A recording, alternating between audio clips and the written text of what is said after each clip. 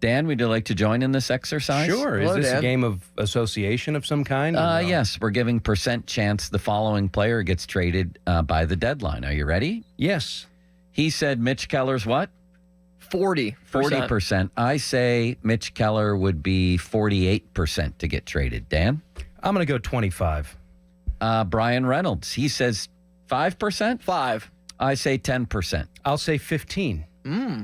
Holy ostrich milk. Well, that's not that much if you think It's higher about than it. 5 and 10. In Yeah, fact, it's both of those combined. It's interesting. Key Brian Hayes. Limits? 10. I don't 20. think anybody's going to take him. 20%. 40. Ooh. Holy bird oil. 40%. 40%. Why not?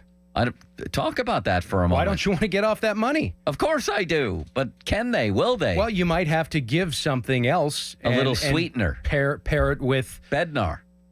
maybe. I think you might be, again, it sounds like they want to do some bigger deals. Not that I've heard that directly. I'm just trying to decipher from the GM's radio show on Sunday. Right.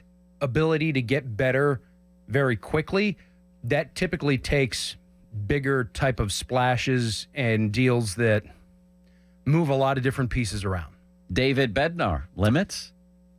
This might be way out of left field, but I think 70% chance. I think it's very possible. 50.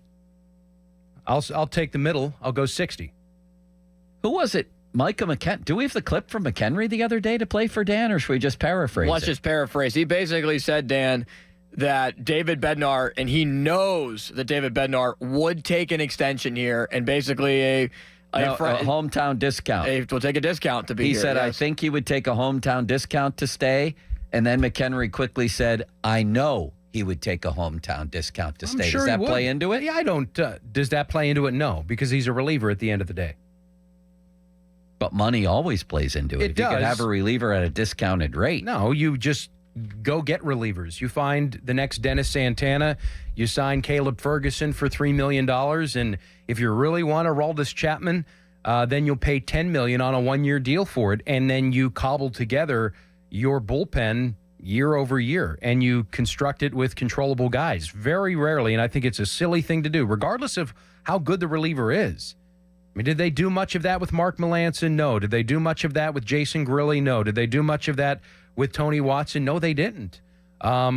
Because you can cobble together a bullpen on the cheap. We're talking about roles where arms need to get 3 outs. And unfortunately, to invest 3-4 years guaranteed into somebody, regardless of whether or not they give you a hometown discount, which is wonderful. It would be great to have David Bednar be a one uniform guy, a one cap guy, a one helmet guy, but he's a reliever at the end of the day. He's a closer at the end of the day, sure, but you can. They're not commodities. I hate to say it so plainly and curtly, and to be so awful about it, really. But you're not going to give somebody 3-4 years. Limits, did I do the 50-minute mark at the end of that hour? Or no? Yes. Now having horrible flashbacks. Yes, you did. IKF percent chance he's traded. Limits? 80. 95. I'll go 99.9. I would love to actually see the Pirates re-sign him. I'm sure when he hits the open market, he would want and probably can get a 4-year deal.